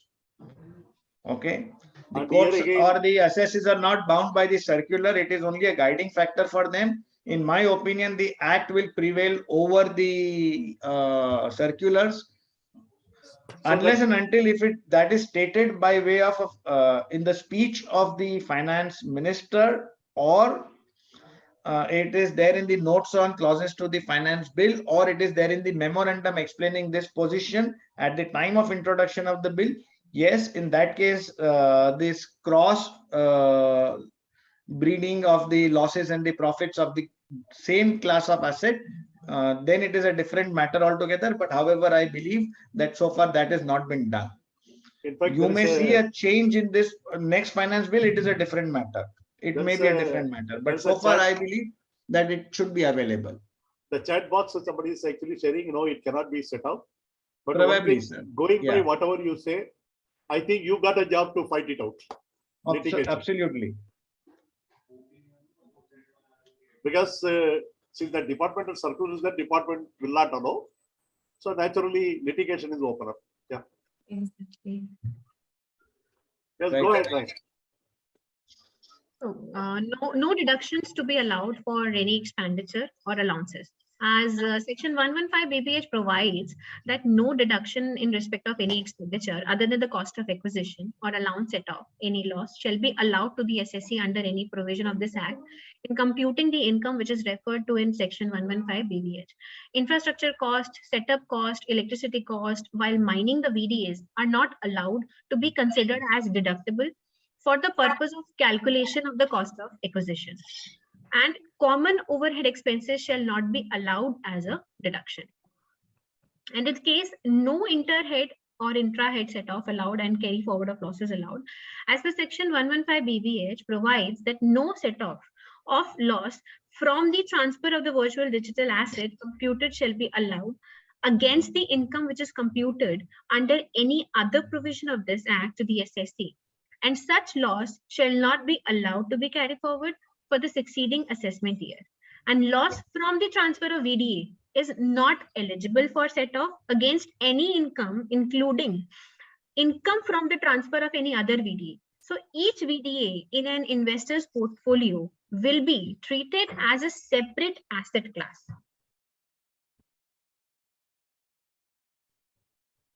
I think we have already discussed this, Nayan. Yeah. Yeah. One more thing is that, Shailesh, because this RBI Act and the FEMA and other things are all, which are actually drafted earlier, it was all actually drafted having regard to the physical regime. It is not actually even Information Technology Act. These are all actually drafted when we are actually in the physical regime. Now it is the virtual regime. Don't you think all these acts also need to undergo an amendment? Sir, it will probably go. See, this is an evolving, this section has been first time introduced under Finance Bill 22. Yeah. And the government will also understand the ills and wills of this particular transaction in the some time. And they will keep on making the amendments to it as they progress on these issues. And again, when you talk about the cost of acquisition, I do not know whether income tax anywhere the definition of cost of acquisition is actually defined when you are talking about 115. Probably, so the cost of acquisition is defined under that 43(5), and then under section 47, 45. Okay, and you'll have to go by that definition. Good that you have. I'm glad that you have raised this issue of cost of acquisition. I would also like to add that under the post regime, under the post amendment regime, that is after the 115 BBH has been introduced, whether you would be able to get, so suppose if it is a long-term capital asset under the definition that you're holding this coin, crypto for more than 36 months, whether a long-term long-term capital asset indexation would be available or not available. Okay.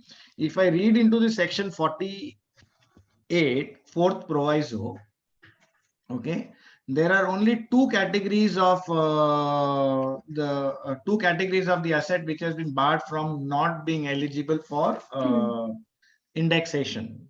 Okay, therefore I believe that the benefit of the indexation for the long-term capital asset of VDA would still be available, but taxed at 30% under 115 BBH. So 115 BBH is only a special rate of tax. Okay, as far as income determination is concerned, income will have to be determined under the particular capital gains. Okay, and taxed under 115 BBH at the special rate. And again, when you are talking about the cost of acquisition, as per the buyer is concerned, the consideration will be taken as the cost of acquisition. Of course, yes. But in case of the mining, what happened? There is no cost of acquisition. So for the mining, they have clearly stated from 1/4/22 onwards, there is no cost of acquisition from 1/4/22 onwards. But prior to that, yes, there was a mining cost, and which was which you have claimed, then you should be eligible for it. Any withholding of the tax provision is there actually today if it is dealt by the non-resident? So there is a specific exclusion after 1422. Prior to that, there was no exclusion.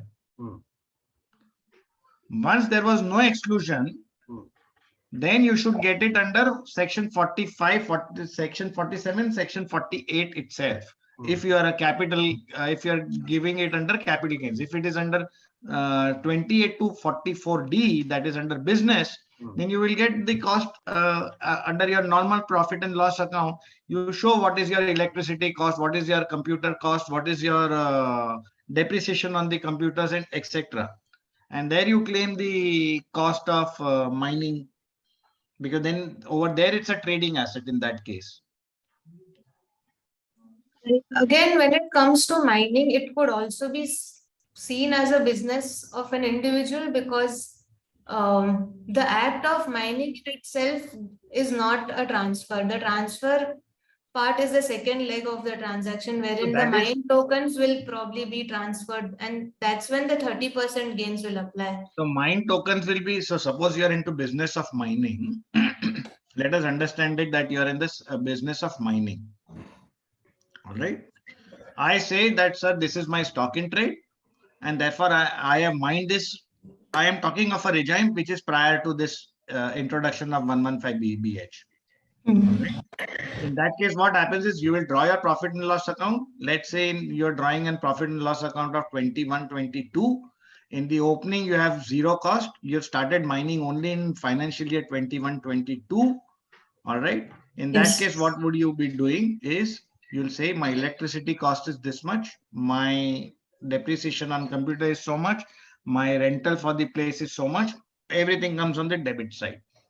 At the end of the year, before the end, so let's assume this is for year one.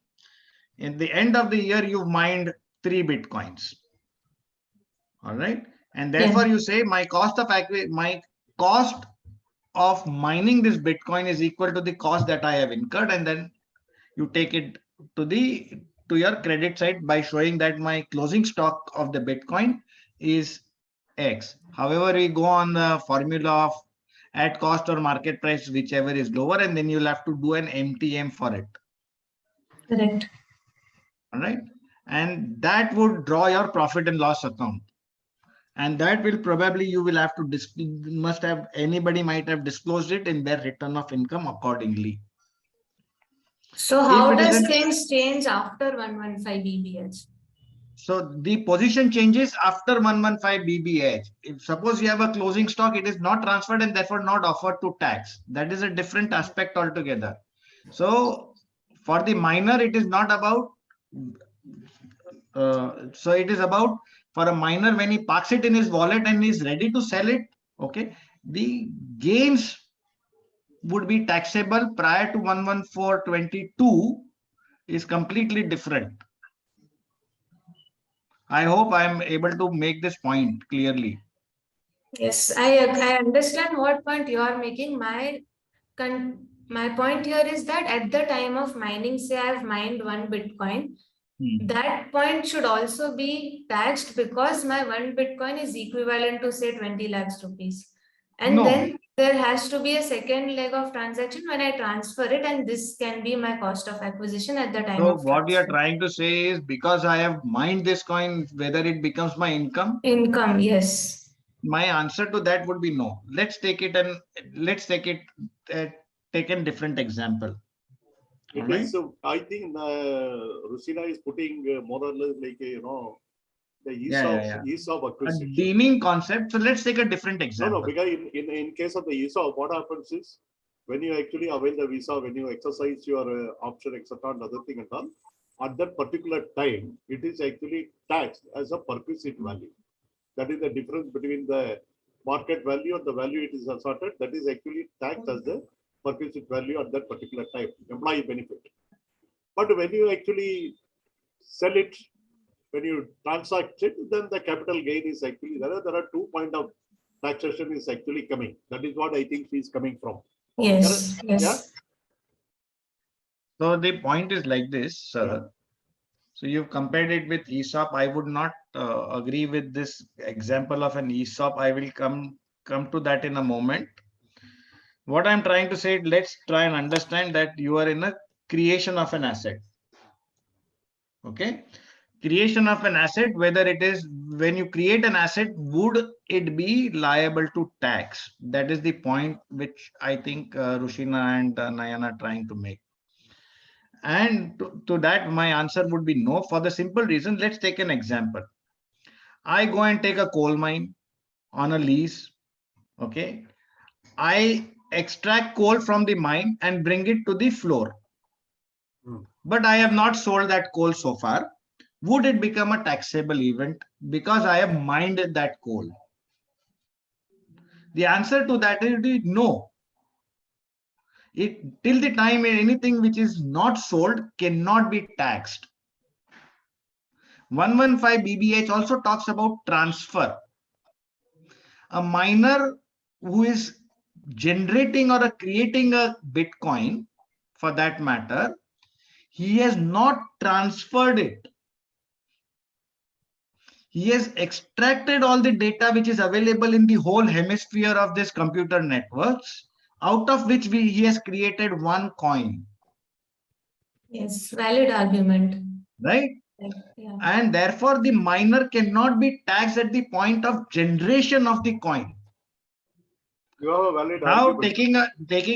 taking your argument of an ESOP, please understand, an ESOP is a relation between, ESOP is received by an employee under the relationship of an employer and an employee. For the services performed by an employee, the employer grants him an ESOP. That is also not taxed till the time the employee has exercised his right over the ESOP. Okay, so therefore that is an incentive for the performance of a duty by an employee towards his employment. Yeah. Right? And in this case, mining is not so he is performing a duty on his own to generate an asset. It is like a builder creating a property and then selling it. So the building itself is not an income. If it is not sold, no tax on it. I think you have a logic in the argument. I can see. Thank So you. there is a similar case going on in the US as well with regards to staking rewards, and same argument is being put forth that generation or creation of an asset is not a taxable event and it should only be taxed on transfer. But that is these are some situations where we need more clarification or more. Correct. Tomorrow the government can bring in a deeming fiction that even the generation on the for generation Correct. of an asset, mining of a Bitcoin would be taxed under a deeming provision. And then if it is within the constitution of the India, then probably that can get taxed. Okay, but so far what the act prevails right now, it cannot be taxed. Got it. Yeah. Thank you. Okay. So, as it has already been covered by Shailesh sir, that sale consideration less the cost of acquisition shall be taxable. So let's move forward. So let's take this another example that Mr. A has purchased 1500 Bitcoins and 1500 Ethereum at rupees 1000 on 16th July, and he sold the Bitcoin and Ethereum in the previous year. So the tax shall be computed consideration is 3 lakh. And when there is a loss, the tax rate shall be nil and no set off in the carry forward of the loss will be allowed.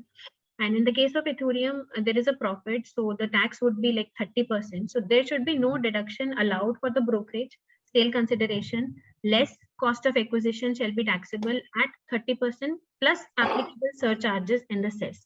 So the loss for the sale of Bitcoin is done on the first case that cannot be set off against the gain on the sale of Bitcoin, which is done on 31st March 2023. So in section 56, subsection 2, where any person receives in any previous year from any person or a persons, and after the 1st April 2017, any property other than the immovable property without consideration, the aggregate FMV of which exceeds rupees 50,000, the whole of the aggregate FMV for a consideration which is less than the aggregate of the fair market value of the property by any amount exceeds 50,000. So for this purpose, the expression property shall have the same meaning as assigned to in clause D of the explanation of clause, and it shall include the virtual digital asset. So not all gifts are taxable. Under section 56, provision certain exemptions in case of the receipts of the property from a relative under will, on the occasion of marriage, in contemplation of death of the buyer, or from any other trust or a charitable institution which is registered under 12AA and 12AB. And the airdrop tokens in the crypto asset market, it is common for some crypto projects to airdrop their tokens. So airdrop can be understood as a crypto project sending free tokens to their communities in a bid to encourage the adoption and in turn reward them. So in such case, if the value of airdrop VDA exceeds INR 50,000, then it could be taxable in the hands of the recipient. If an individual qualifies as resident and ordinary, so they needs to make a declaration under this foreign asset and income from any sources outside India, irrespective of the income in the term in the tax return and in this schedule. Under section, let's talk about the TDS deduction under section 194S. If any person responsible for paying to any resident any sum of consideration for transfer of virtual digital asset shall at the time of credit or of such sum to the account of the resident, the payment of such sum by any mode whichever is earlier, deduct an amount which is equal to 1% of such sum as income tax thereon, provided that in case where the consideration for transfer of VDA is a wholly in kind or in exchange of another VDA, where there is no part in cash, or it may be partly in cash and partly in kind, but the part in cash is not sufficient to meet the liability of the deduction of tax in respect of the whole of such transfer. The person which is responsible for paying such consideration shall, before releasing the consideration, ensure that the tax required to be deducted has been paid in respect of such consideration for the transfer of the VDA. The provision of section 203A and 206AB shall not apply to the specified purpose. And notwithstanding anything contained in subsection 1, no tax shall be deducted in case where the consideration is payable by a specified person and the value or aggregate value of such consideration does not exceed 50,000 rupees during the financial year, or the consideration is payable by any person other than a specified person and the value of aggregate of value of such consideration does not exceed 10,000 rupees during the financial year. So, and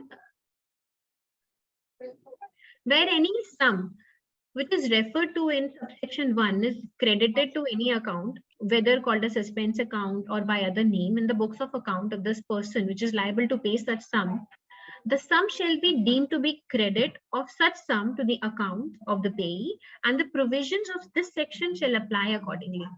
If any difficulty arises in giving effect to this provision of the section, the board may, with the prior approval of the central government, they can issue guidelines for the purpose of removing this difficulty.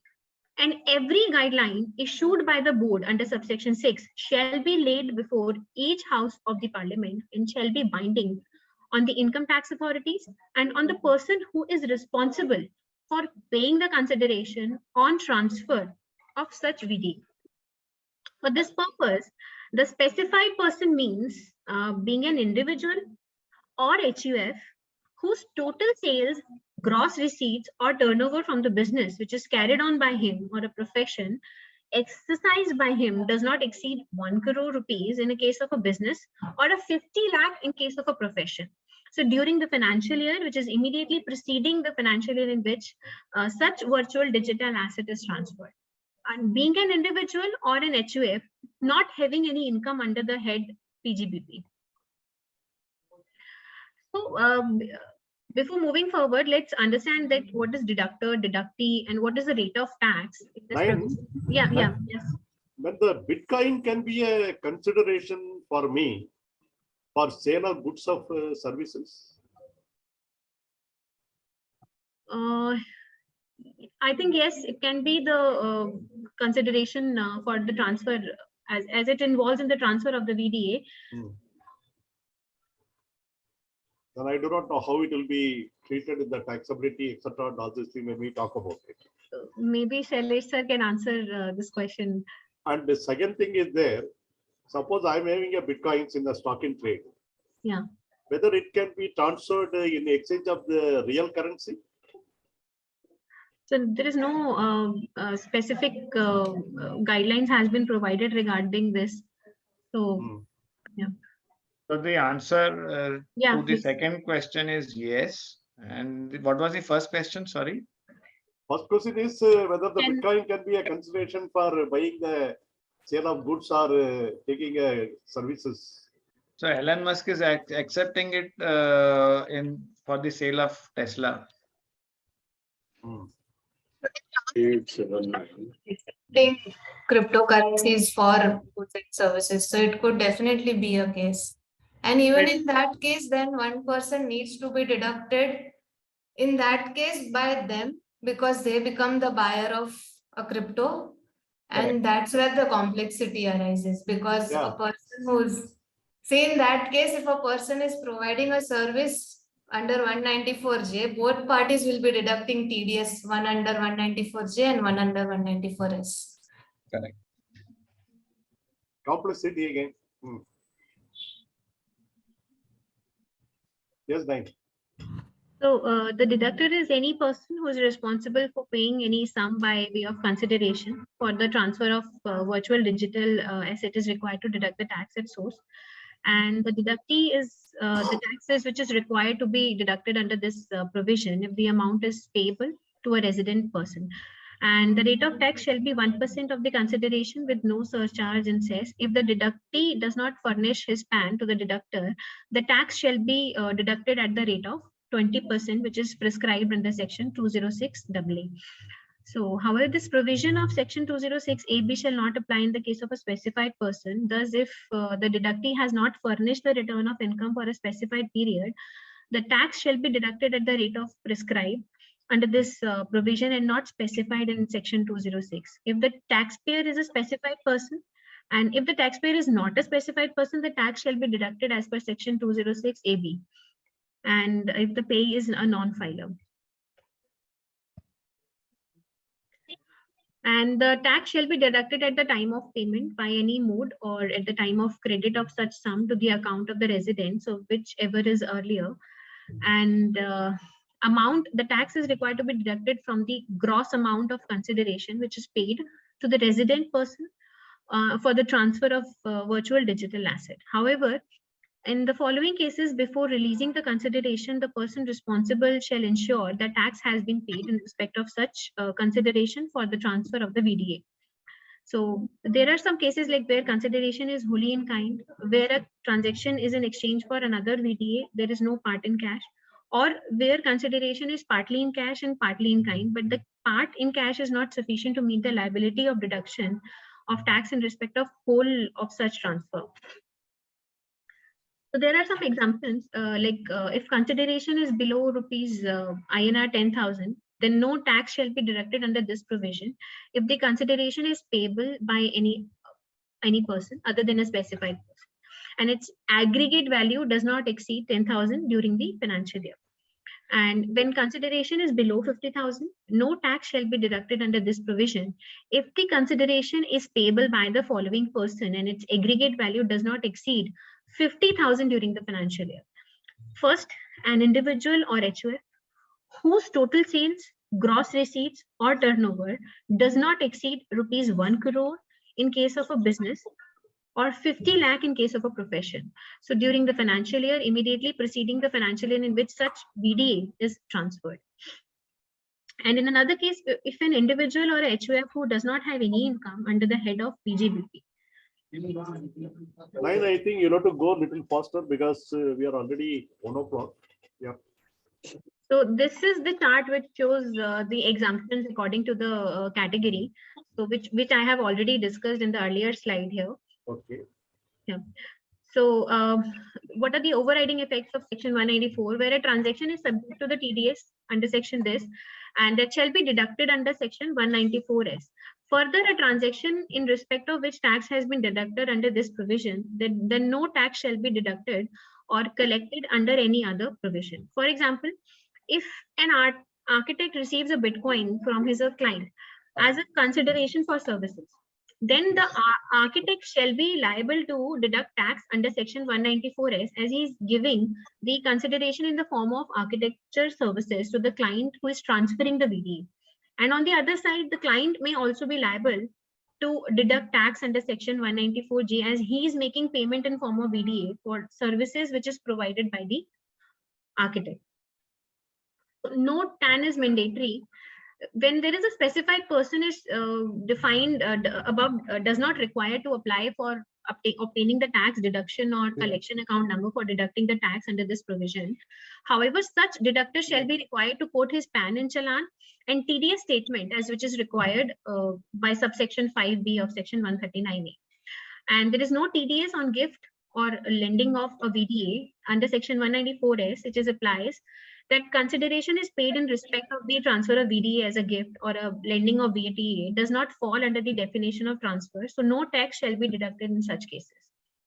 And there are other difficulties when in future, if any difficulty arises, so which is giving effect to this provision. So the board with the approval of the central government, they can issue the guidelines and they can remove this difficulty. So every guidelines issued by the board shall be laid before each house of parliament first of all, and that shall be binding on the income tax authority and on the person who is responsible for paying this the consideration on the transfer of such virtual digital asset.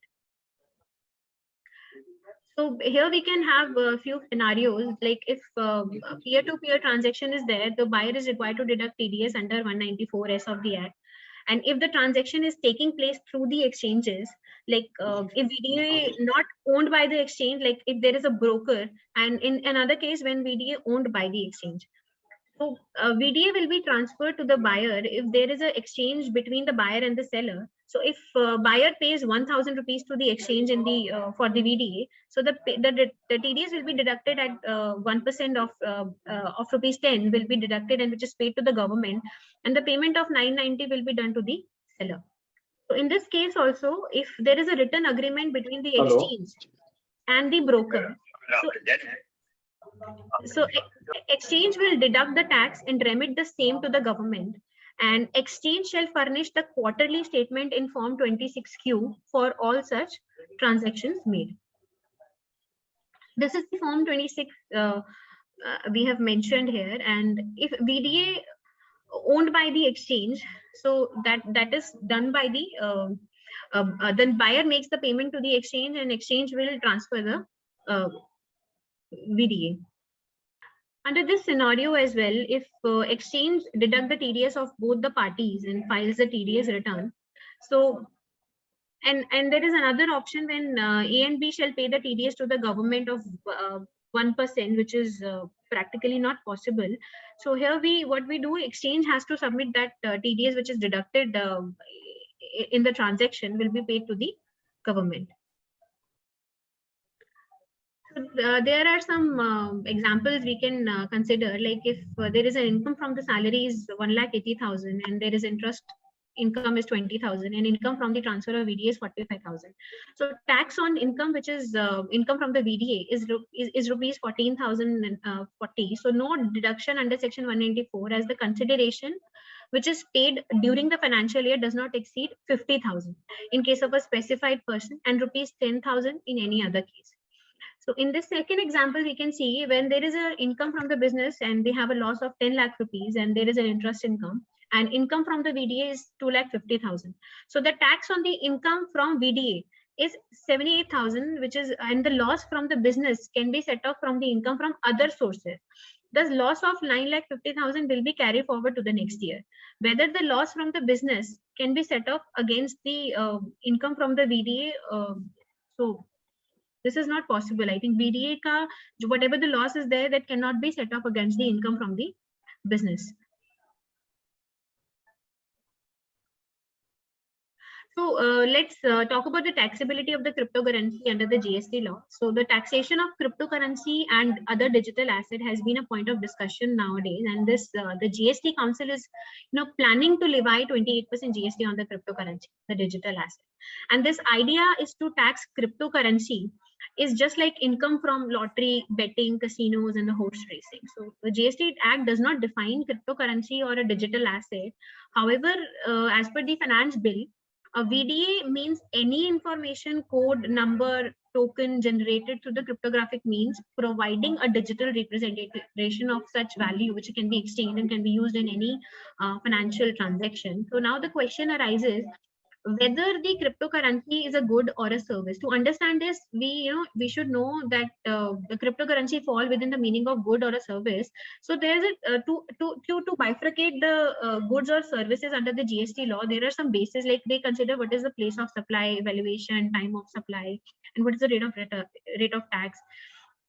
So as per CGST Act 2017, goods means every kind of movable property other than the money or a security, but it includes the actionable claim, growing crops, grass, and things which is attached to the forming of the part in the land. And the meaning of services under section CGST Act 2017 is means anything other than the goods or a money securities, but includes the activities which is relating to the use of money or its conversion. So money means a legal tender. And as per the definition of the VDA, it cannot be classified as money or a security. Further, it cannot be classified as service. The cryptocurrency cannot be classified as a service as per the GST Act. However, considering it as a movable property, it can be classified as a good as per the GST. So, however, the exemption list under Schedule 3 of the GST Act does not cover the sale of cryptocurrency, NFT, or a digital asset. So there is no, hence it is not a transaction which is exempt from the GST. So therefore, the sale of crypto, NFT, and the VDA is taxable under the GST Act. So is crypto exchange liable to pay GST on its services? Yes. The services which is provided by the crypto exchanges are taxable services under the GST. So thus the crypto exchanges are liable to collect GST from the trader and deposit the same with the GST department. And the seller of the cryptocurrency or a digital asset must collect the GST from the buyer. And there is no defined HSN code for the GST rate for the digital asset. So this it can be treated under HSN code 960899 under the category of others. And the tax rate would be 18% for reporting the sale of crypto. And the seller, which is liable to register under GST, is they should have an aggregate turnover which is exceeding the threshold limit of INR 40 lakh during the financial year. So the GST department has yet to clarify the taxability of the cryptocurrency and other digital assets. So crypto traders and crypto exchanges should comply with the existing provisions of the GST, which is prevailing until the GST Council clarifies the taxability of the cryptocurrency. So hence we can conclude here that cryptocurrency, which is falling under the definition of the good as per the GST Act, GST also will bring to the cryptocurrency taxability to 28% in line with the 30% income tax. Yeah. So further, the sale of cryptocurrency or a digital asset is not yet covered under the GST exemption. So GST is applicable to the sale of cryptocurrency in India. So cryptocurrency trading, that is the sale of crypto, is taxable under the GST Act since it is not specifically exempted from the GST. So further, the crypto exchanges are liable to pay GST on their services. So they include the GST in the trading fees, which is charged to the crypto traders. So therefore, crypto traders are liable to pay GST on the crypto trading.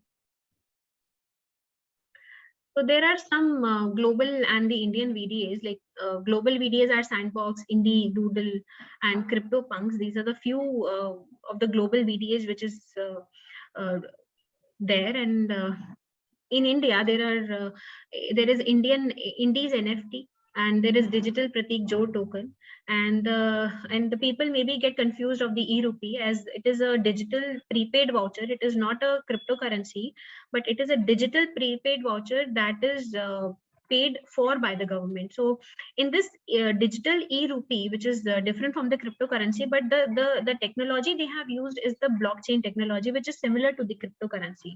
And the purpose of the cryptocurrency and the e-rupee is same, is to reach the unbanked population. So it is being issued in the same denomination as the paper currency and the coins, but the approach is different, and they are distributed and decentralized medium of exchange, whereas e-rupee is governed and regulated. So what is the future of VDA? The technology for securing and storing the VDA, which is related data, is still, it is in infancy stage and in the eyes of the Indian public. So they are quickly becoming a gateway for the wealth development. So according to the CREPCO, there is an estimate of 15 billion market value for the digital asset in India. So this is indicative of the fact that the country has seen the notable growth in this area. And the recent inclusions of clause 47A and under section 2 of the Income Tax Act, the Finance Bill 2022 has also increased the credibility of the digital assets. So thus supporting the use of digital asset, this has increased the confidence of the potential stakeholders and customers to invest in the cryptocurrency and other VDA such as NFT. And the digital asset economy will continue to change with the change in the business tactics and consumption habits in the year to come. So there are a few crucial steps such as capability and the skill building that can be taken right away to capitalize and shape this new era. Thank you. Whatever you say, all said and done today is regulated or unregulated. The growth is going to take place definitely. Yeah. We have accepted the digital world. Maybe it's a question of time. More regulations, clarifications, things will actually come. And definitely it is going to be a future actually what I see today. Because after a decade down the line, etc., and other thing and all, I won't see any paper currency, I won't see any things created. Everything will be on the digitalized. That's what I look forward in the longer time. Anyway, we have to wait and watch. Nayan, I must really express my appreciation to you for a very nice presentation, covering everything in a very capsule form, bringing out, national, international, different things on the taxability aspects, etc., and other thing and all. I must also personally thanks to Rushina and Shailesh, because definitely, although I've been reading the things, etc., many of the things I got clarified today, and it is definitely an enhanced knowledge to me. And I believe definitely our audience also would have been benefited because it is being a new concept. So let us look forward. We move forward on this. More regulations comes, and this will be the way in future. Yes, Atul, we can close the session. Yeah. Thank you, sir. Thank you, Shailesh, by giving a wonderful insight, of the of the topic. And I believe cryptocurrency is still emerging. I think many of the even the professionals are not aware, how it operates, and definitely, now since there is a provision in the budget and provision in the income tax also, things are getting clear now. But yeah, so if you have a more confusion, then good for the people who are into litigations like Shailesh right now. There is no confusion because there are hardly any people who actually deal into this kind of complex assets. I must congratulate Nayan for an excellent presentation. Must congratulate Rushina for her insights provided during the entire presentation. Bala sir for raising and taking this session forward, and Atul sir for providing me this opportunity for looking into this little complex matter, but Having said that, probably this matters will not travel much in the court because the transactions are getting reported now left, right, and center because of the TDS thing. Yes, prior to 2022, there could be certain litigations in terms of people have not disclosed their crypto transactions. And once that is being found out, I think Section 68 would be definitely Section 68, 69A would also be invoked for non-disclosure, then the rate of tax would be very, very high for that matter. There have been some public litigations. Thank you so much for enlightening me on what is cryptocurrency. In fact, there have been some public litigations are pending in the Bombay court and the Chennai court and the Delhi court also, which has been lodged by many people in the year 21, when the regular income tax act was not brought in, because which has came only in the year 22. But anyway, we'll have to wait and see the disposal of those public litigation. Many have raised the concern. Many have actually asked the governments in government's intervention, etc. and other thing and all. We'll have to wait and see. Anyway, it is going to be the way of life, as I said earlier. That's the thing. Next thing, I would like to make an announcement here. The next week, we'll be actually having a part 2 of the labor laws, the challenges and the opportunities, which we actually decided last time that part 2 we will actually have it. I think our panelists agreed to take it on 14th of January. So when we meet the next time, we will continue the part 2 of the labor laws and challenges and opportunities. That is for your information. I think with this, we have come to the end of the session. Thank you very much to all. Yeah, thank you very so much. much. I would like to thank all of you for this opportunity, and it has been wonderful being here. A lot I have learned and will probably go back and look into it and see if the product that we are building can incorporate all these things as well. So thank you all. Thanks. Thanks from Mehta Mehta. Yeah. Have a good weekend. Yeah. Thank you. Thank you.